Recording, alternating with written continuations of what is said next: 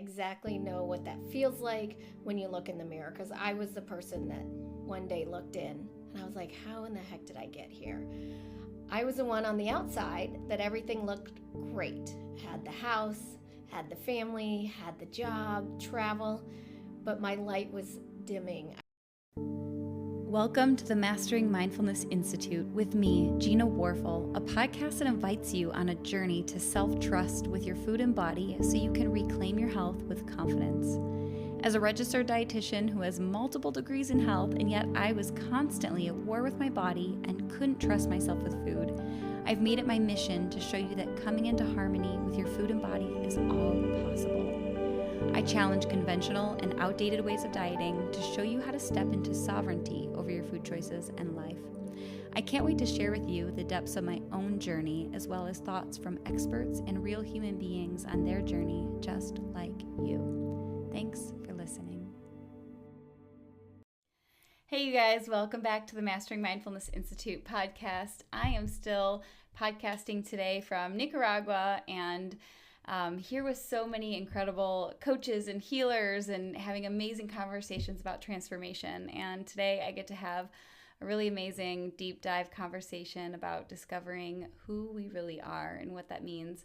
I'm here with Cris Redford, who is a transformational life coach. Thanks for being here, Cris. Thanks, Gina. So excited to be here. Yeah, so today we're talking about peeling back those layers and discovering that big question, who am I? Why do you think that we get so confused or lost on what that is? Or how do we get to that place of wondering, like, who am I? What does that mean? It's amazing how we go through life and we get to that point and we can look in the mirror where we go, who am I? I don't even recognize this person. And life just takes us on this long roller coaster where we start off young, we're innocent, we have society, family, could be cultural, religious, work, so many things that add up that really take us away from who we really are. And then one day we look in and we realize we're unfulfilled, maybe we're burnt out, and we look in that mirror and we just don't know who we are. We're like, who am I? And how did I get here? Yeah, it's a really big question, that really big question of who am I? And so what does that feel like for someone when they get to that place in life? They just feel, they're so confused. They feel a little hopeless. They don't understand why they're this way. How did it even happen? Because it happens over small fragments over a long period of time. And then all of a sudden they just don't recognize themselves. Mm-hmm. They might be unhappy, unfulfilled. They're burnt out. They're tired, maybe unhealthy. And everything just seems really hard. And they're just don't feel happy anymore. Mm-hmm. Yeah. And this feels like your sole passion, purpose to help people answer this bigger question. How did this come up for you? Because this is a really rare type of coaching to really ask this deep of a question and help someone sort through who they are not, and why they're missing this piece of like fulfillment. And I know a lot of my students and my clients have this point of what you're talking about, where they start questioning everything that they thought they knew about themselves. And there's something like this, there's like this spark that's missing. They're like, I know that there's more of me and I feel like I lost myself, but I don't know what that means. And it's a really unique thing to help people find that me. What was that journey like for you? Did you feel like you hit that point for yourself? Yeah, absolutely. I'm super passionate because I've been there. I exactly know what that feels like when you look in the mirror, because I was the person that one day looked in and I was like, how in the heck did I get here? I was the one on the outside that everything looked great. Had the house, had the family, had the job, travel, but my light was dimming. I was very unhealthy, adrenal fatigue. I didn't enjoy my job anymore. My relationship wasn't going very well, and I just didn't have it. I could feel that spark starting to go. And as a young child, I was very excited. I loved to create, loved to build, just loved life. And I always loved life, did everything I could to get the most of it. And then slowly, I just didn't have it in me anymore. And I just think it's so sad because we are all such amazing human beings that are put on this earth to create and bring life to everybody around us. And so when our own spark goes, we're no longer allowed to and are able to contribute like that. So I just feel like everybody can get back to who they were. And I'm very passionate because I love to do a deep dive and go down into what even started all of this. Where did it go? So you can truly find who you are and live a very authentic, happy life. I can relate to all of that a lot. Like, I remember, I don't know, maybe 4 or 5 years ago, being in that place where I'm doing all the things. Like, I'm trying so hard to like achieve, and I'm trying to do all this stuff for my health, and I'm trying to build this life for myself. But then there's like this inner feeling of like, where's my prize? Haven't I, why don't I have the joy? Why do I do all of these things, but yet there's like a wholeness or a fulfillment piece? And I remember probably not too long after that is when I met you, and I was really asking myself a lot of questions and getting curious with like that question, why am I missing this spark inside of me, and where did it go? Like, I used to be happy, I used to feel playful, I used to laugh. People would always tell me like, you're really bright, and people stopped telling me that. And I wondered like, where did that person go? And I started asking deeper questions. And I remember sitting down having some conversations with you, and just simple things that I was like, I don't understand what I'm feeling. I don't know what this is here. And you're just like, I'm feeling fear. Does that feel right to you? And I'm like, shoot, that's exactly what it is. It was like one word and you intuitively knew it. And then that gave me something deeper to chew on, like these little things of like peeling back the layers of like, what are those deeper maybe feelings that are keeping us blocked from really knowing the truth of who we are. Right.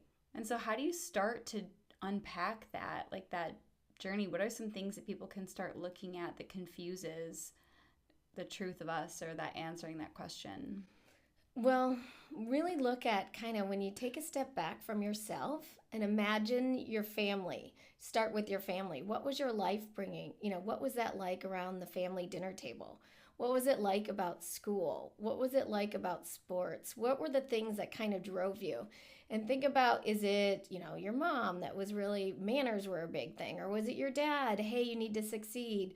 Was it both of them? You need to go to college. What are all the things that you notice as you're growing up in your family? And those are the things that we pick up because we want to get the attention, or we want to seek the love, or this is what I need to do, or I better not do this. And those are what we call lenses that we see through. And we might start to make decisions in our lives that drive us. That might be what starts your final, you are a founder in a company because of all of those things down below. But as we build those up from other people, especially like our family, it takes us farther away from who we are because we're trying to please somebody else. So I really like to deep dive into that and kind of ask you questions and really look at the layers and the lenses that we're seeing who we are. Because once we can peel those away one by one and really get into the depth, like fear is a big one.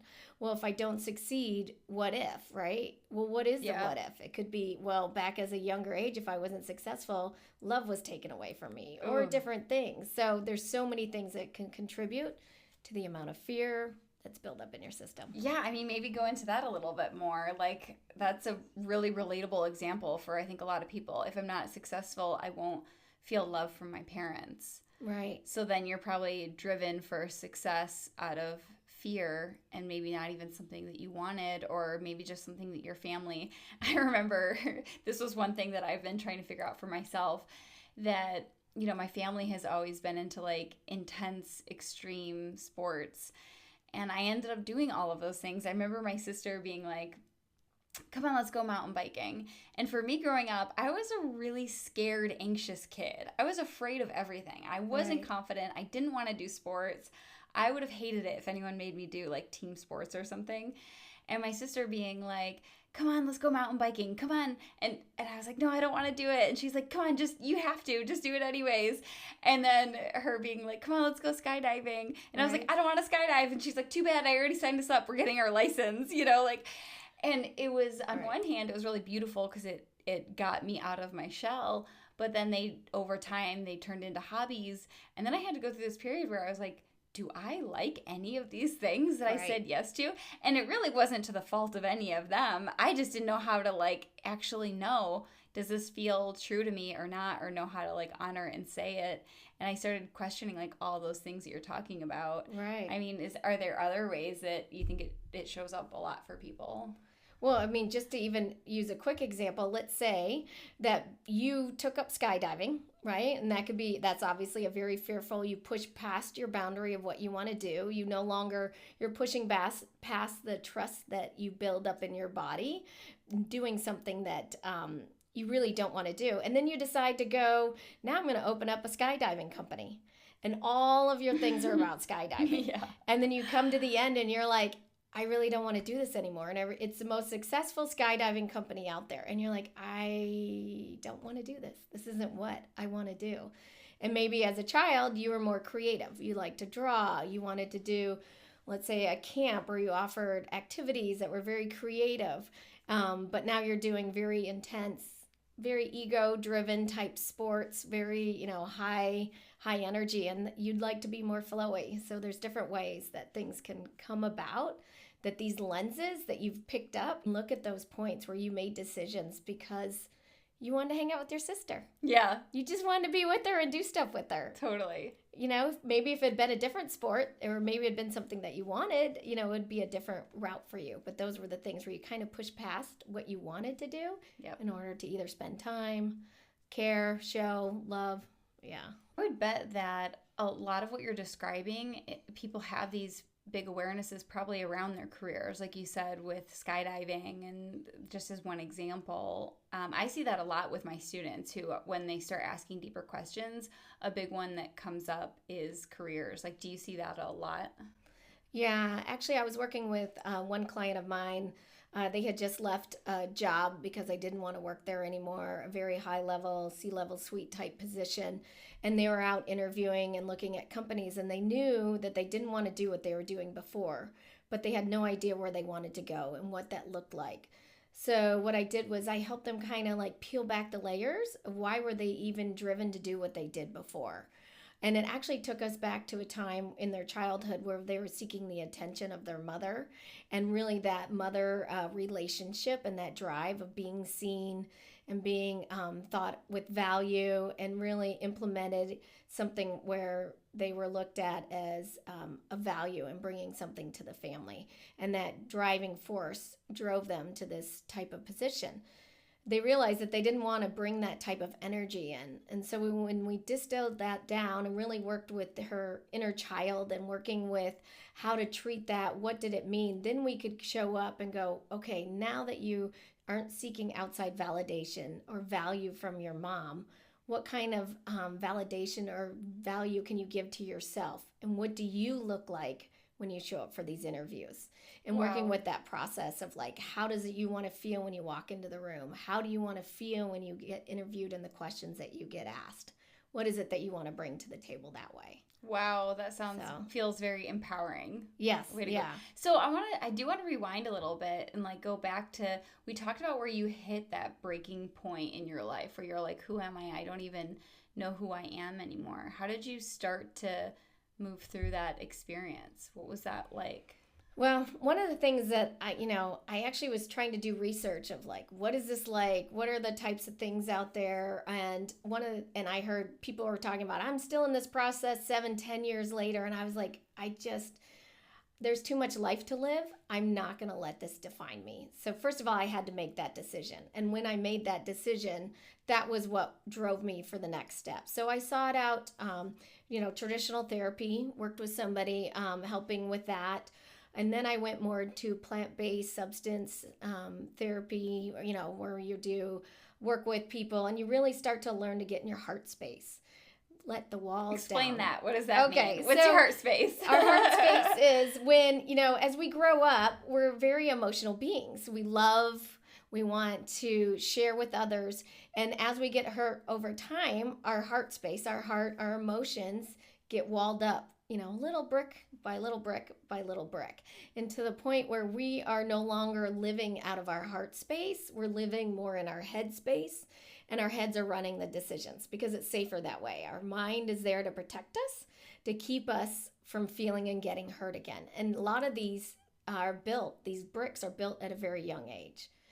So what the plant-based substances would do and is they would allow you to kind of relax and get more into that emotional heart space. So you're not thinking with judgment. You're not worried about what are you going to say, what's around you, and you can really start to feel, because feeling is where we get to those different ways to see where we need to heal. That go, oh yeah, I remember how I felt like this when my mom yelled at me, or different things. And that allows us to find the stories. I also joined, did Sangha, which is non-plant based, which allows you to go deep and find the root point where you made a decision to act different than you used to. For instance, like an example would be as a child, somebody takes your toy away, your dad yells at you for crying, and you go, I'm never going to cry again because crying is bad. So the rest of your life, you try not to cry. You try to be very strong, and you see crying as weak, and you just keep building up to the point of like, you can no longer cry anymore. So you're emotionally almost like walled in, damned. So I kind of dove deep into what were some of my childhood things. Why did I have those walls built up? I don't want the walls anymore. I want to show up authentically as me. And that's kind of where I did the deep dive. Wow. So that was kind of like your training started pulling back all the layers. And then, so from what you've learned, what pieces do you now bring into your work and the way that you guide people into answering these kind of questions? So I'm certified as a Sangha practitioner. I've been doing it over 3 years. I'm also a facilitator in plant-based substances. I've been in the work over 6 years. So I've really dialed in the techniques and working with people. And then with my program of Who Am I, it actually goes step by step to really dive deep. We start with just lenses. Then we go deeper into feelings and emotions and walls and inner child work. And we really clear out anything that's in there that's blocking us. And then from there we go and try to build ourselves back up to find out who is your truth. Like, what is my truth? Now that I've peeled back all these onions and layers and lenses, we can find out who we are and really dive into that and discover who you are. So now you can go and discover who do you want to be? Like, what if you could have it all, what would that look like? Because I believe you can have it all. If you know what you want and you know who you are, you can have it all because you can define it. And all of us can have what we want, but we don't know what that is until we peel back all the different parts of ourselves that aren't us, develop who we are and find the truth in who we are. And then we can manifest and start working towards, what we truly want. Yeah. I mean, so what does that look like? Does it usually look like career? It could be career. It could be a new path, a new career. It could be health. We peel back some of the things that we carry. Sometimes we carry some stuff that's not even ours. It could be ancestrals. It could be our mothers. It could be thoughts about our body. And so health is definitely a part of it. It might be career change. It might be just the way you show up in your family and your social situations, and really kind of helps you create and define what you want in the future. When people are starting to like resonate with that and they're like, yeah, I feel like I've lost that, like that, who am I, and that spark, what are some things that you think that they can start doing to explore this question?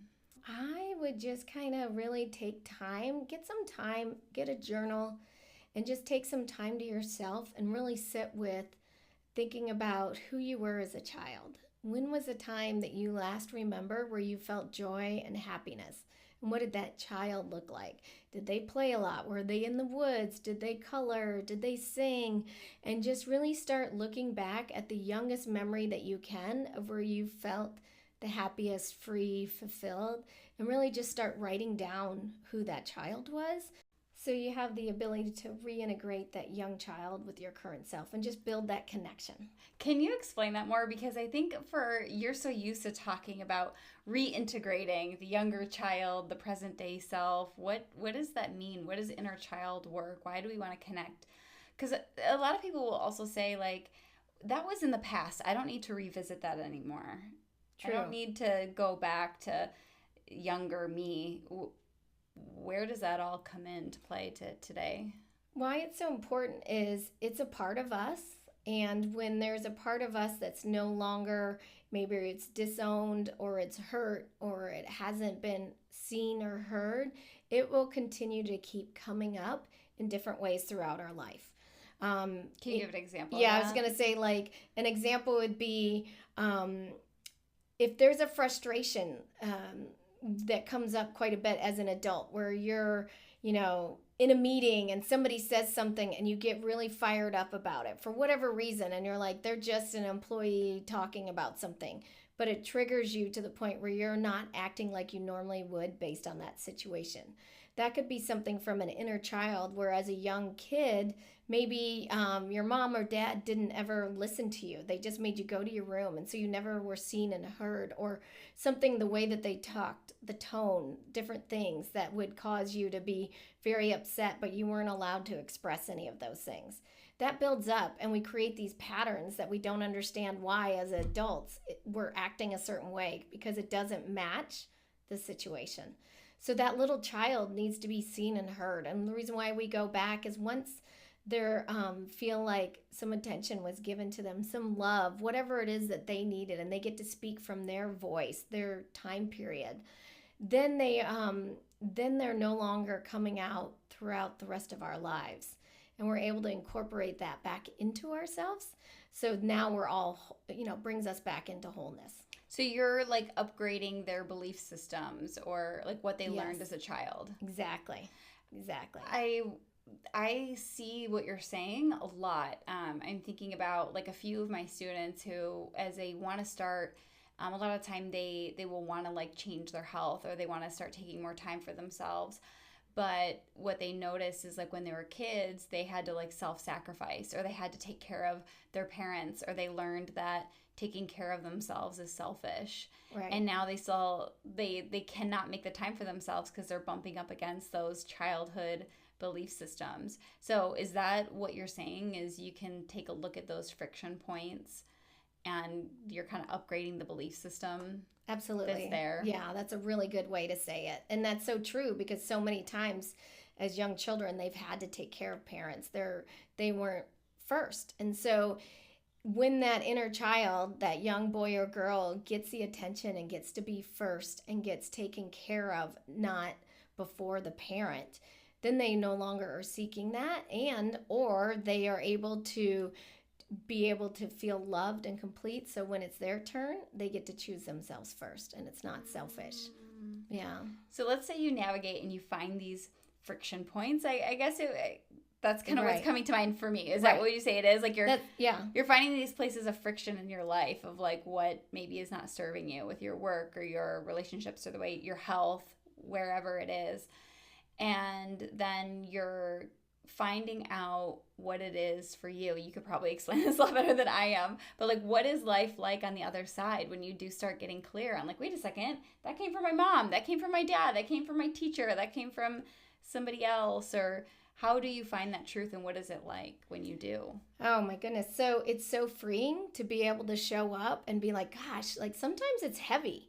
Maybe it's your mom. My example was my mom. It was very heavy. She was very, she had a lot of sadness and different things that I didn't realize I had taken on as a young child to make her feel happier. And it's a very heavy to keep pulling that through. So as you get rid of those lenses, as you get rid of that friction, you feel a lot lighter, and then you can actually make decisions. You're able to be more focused. You have a lot more energy to do and choose the things that you want. You are able to kind of like really define, maybe you grew up, let's say bicycling, like you said, as an example, and you actually would rather be roller skating or dancing.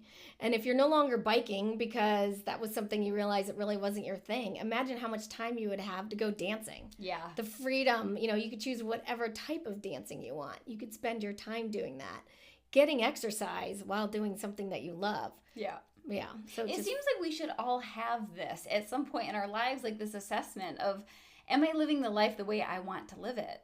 And if not, what do I need to do to make sure that I am right with myself, in alignment with myself? Right. It seems like we all need this. This assessment. Like why did we not grow up knowing this about ourselves? Like what is true to me and for me? Well, what's beautiful is that I think that we're changing. in the world that we grew up in, it was very dynamic where the parents made the decisions for you. Society made the decisions, cultural decisions. Now we're more open to allowing the children to be in the conversation, to allow them to show emotion. So the younger selves, our children are able to come up a different way. But for us, we have to learn this now. And the beauty about it is the ripple effect that we can do up and down all around us to help people realize that there's something out there that they can look at, and that we all need to be truly who we are and show up to this world. And then they can do that for their kids. Exactly. Wow, that's beautiful. Yeah. Is there anything that you really want people to know or that you would want to leave people with? I think it's really exciting to know that even if at some point you're like, I feel okay the way I am, there's always something to kind of look at to really change the way you see the world. There's always something as a child or something that we can kind of focus on that really might free our bandwidth, I call it, so that we can be even more authentically like ourselves. And when we show up in the world as who we are, we know who we are, it's such a beautiful place. There's no judgment on ourselves. We show up the way that the way that we want everybody to see us, not the way we expect people to see us. That's beautiful. Yeah. I think you're doing incredible work in the world that everyone really needs. Thank you. Is there any way that people can find you, keep learning from you? Sure, yeah. Actually, my website, TLC, Transforming Lives, on there you can see I do private retreats, so we could do a deep dive over a weekend, get a lot of work done. Yeah. We can do monthly. I do a 12-month program where we do a deep dive. We combine all of the modalities that I talked about to really help you, and then along with that, life coach too, so we can kind of coach you along the way. Yeah, and you are truly a badass coach. I have done some work with you. You've helped me shift my brain, shift my thinking, and it's been so incredible and transformational. So thank you so much for sharing your wisdom. Thank you. I appreciate it. Thanks for having me. It was wonderful. Yeah, we'll put all the links down in the show notes, and feel free to reach out to Cris if you want to keep going deeper into your own journey. And you guys, I hope you loved this conversation today. If it did, feel free to leave us some comments on what you thought of it, and we will catch you guys in the next episode. Thanks, Gina. It was wonderful.